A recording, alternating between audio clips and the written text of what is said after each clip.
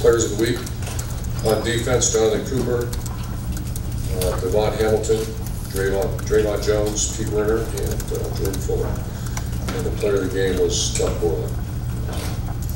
On offense, receivers were outstanding. Had 6 guys, great champions. Harris, 9 catches for 142 yards. Johnny had 5 catches, 74 yards. Terry, 4 catches, 60 yards. KJ Hill, 4 catches.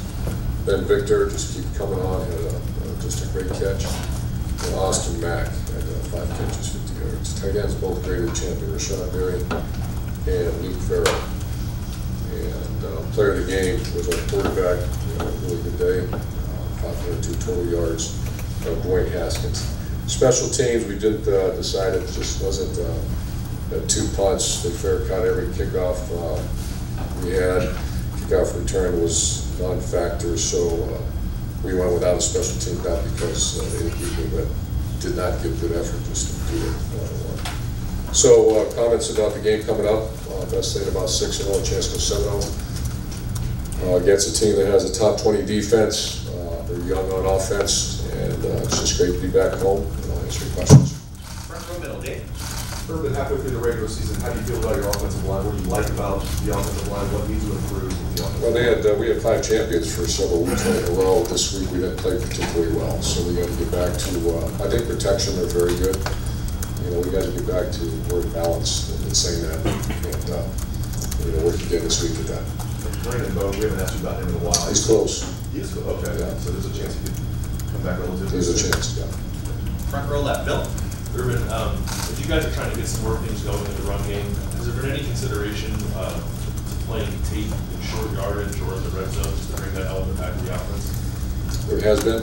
There continues to be that conversation. What goes into that? What's the balance? You've talked before about the lack of depth of quarterback too. Just how much is that a factor, and also offensive rhythm bringing in new guys. Yes. Those are all the conversations that we have. Tate's a very dynamic player, and those are the questions we have every 2 hours. And with the offensive line, you mentioned it. It seems like they're holding up very well against the blitz and pass protection, but when teams are loading up against the runners, it's inconsistent. Just what's the difference there when teams are loading up against the run and the pass, and what do you see out of your guys' head? You're very correct about the pressures, and a lot of those are 5-man pressures that Dwayne has time and gets the ball out. The run game, it's a little more complicated than that. It's we got to do a better job as coaches, a better job obviously with players, just execute the run game. Because it's not always that. It's not always a loaded box. So once again, that's the weakness of our team right now is balance on offense and obviously pass defense. Second row left, Ari. Urban, you've been back for a few weeks since the tough month that you've had. I was wondering, how has it been as a recruiter? I can imagine you always talk about being on top of it, making calls every day. It's always changing. What was it like to have an absence like that and to come back? Can you just kind of take me through it a little bit? What was it kind of like for you? In all due respect, I like to just move forward, and it's been great. We're working our tails off recruiting. We had a big visit weekend this weekend. The team's playing very well, so recruiting's been very good. Far right over here, Blake. Pardon me for being nosy, but the headache episode on Saturday, it looked like to me you had a similar situation come at Penn State, and it seems they come and they go quickly. Is it an issue, Coach? Well, I've been dealing with that cyst for many years, and we had that surgery several years ago, and when it does take place, it's just, give me some medicine, and I feel fine now. Just something I got to monitor. Front row right, Austin. It was a couple of years ago you said when there were things going on on defense that you would get more involved, trying to find out what the solution would be. Are you at that point now? Are you getting in the mix of what's happening with those breakdowns? I have conversations. I have so much confidence in the people doing it that we're going to get that fixed. Has there been a common theme that you've seen those plays get fixed?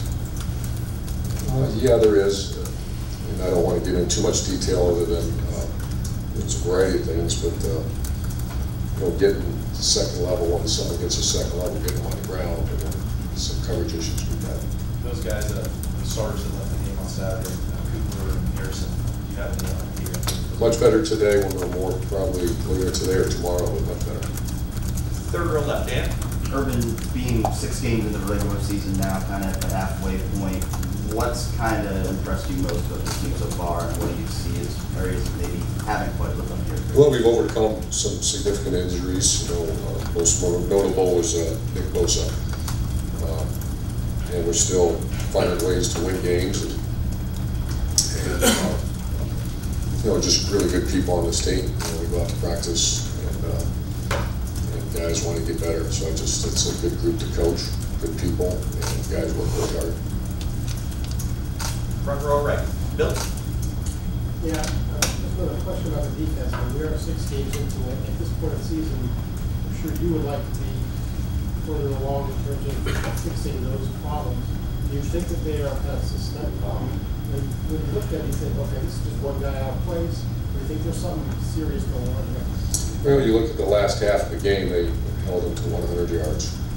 It's in the second half, and then also created a couple turnovers, stopped them on 4th down. So there's a lot of positives. What happens on the negative or interference balls or jump balls type things. We look at everything, overanalyze everything, so it's not as simple as this. It's a variety of things, but we tried to build on positives, and the positives are the second half we played outstanding. Against Penn State, we gave up some yards, but it was 14-13 going to the 4th quarter. So there are some positives. And about the pass interference thing, I know the philosophy is that you've been told by opposing players that if you're right on the guy, then you win the ball. If you're not, if you got to step on more on you, then you swap. Can you kind of explain that philosophy and whether you think that's working well? That's a pretty philosophical approach that most people who play press coverage. That's the idea, and those are bump and run coverage. Press coverage is a very hard skill. The reason we do it, we want to challenge every throw, and we've had some excellent corners. I believe we have excellent corners now. It's a skill that requires an incredible amount of work. And when we're good, it's great. Press coverage, we disrupt passes constantly. But what you just said is true, and that takes a lot of work. It's obviously something we believe in, and we will continue to believe in as long as we can. But it's a skill set that's very difficult that we ask them to do, and we just got to continue to work better. Because it's the risk reward on that. Once you get great at that, then you play great defense now. Far left, Lori. Coach, I hope this isn't a stupid question because I know what the math is, but are you right now as comfortable or maybe even more comfortable on 3rd and 7 as you are 3rd and 1? That's not a, respectfully, did you say it's a stupid question? That's not a stupid question at all. It's a great question. 3rd and 1's tough right now. And, that's something where it's another weakness. So our weakness right now is balance on offense and short yardage. We had a couple of close ones Saturday, and there's a time you're going to have to throw it, and we have, but there might be more time to throw that. 3rd and 7, I haven't done that. I might go look at that right when we leave here, but he's a very accurate guy, and we have some really good receivers. So to answer your question, that's not that far off right now. It used to be when the dual threat stuff, and I don't want to say it's automatic, but it's pretty good. So that's a great question. Front row right, Tim. Yeah, I was going to follow up with that. Urban, you look at Dwayne Haskins Jr., he appears to be a prototype, almost pocket kind of passer kind of guy. Would that lead you down the road to getting him under center sometimes for those kind of situations? I mean, it doesn't really give you anything. Yeah. Maybe a quarterback sneak, but it doesn't.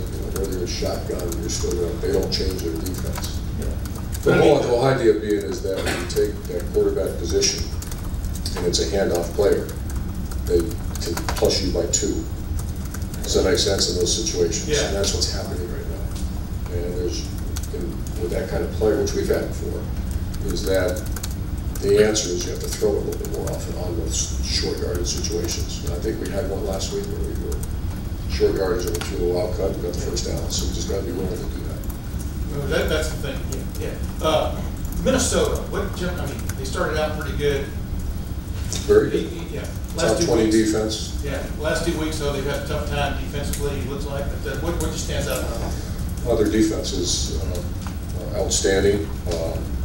They're not a big pressure team, but they got a great pass rusher, number 45, excellent player.